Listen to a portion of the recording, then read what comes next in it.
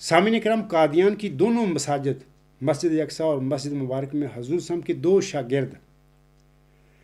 مولانا نور الدین رضی اللہ تعالیٰ عنہ اور مولوی عبد الکریم سیالکوٹی رضی اللہ تعالیٰ عنہ نماز جمعہ پڑھایا کرتے تھے۔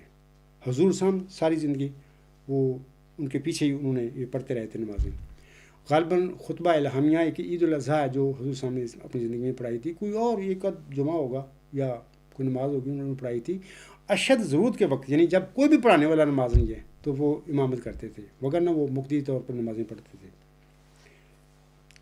اب میں سامعین کو یہ کہنا چاہتا ہوں کہ خاکسار بھی اب اپنے آقا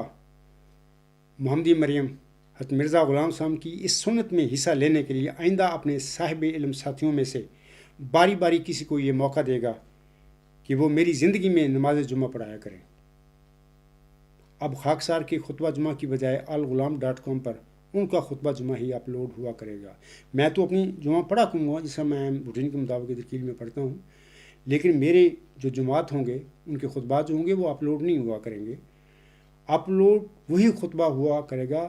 جس میں اپنے ساتھی کو کہوں گا اور وہ خطبہ جمعہ پڑھا کرے گا، وہ اپلوڈ آئندہ ہوا کرے گا۔ خاکسار بوقت ضرورت گاہے بگاہے لیکچرز دیتا رہے گا اور اس طرح خاکسار کا بذریعہ لیکچرز آپ سب سے رابطہ رہے گا انشاءاللہ تعالی۔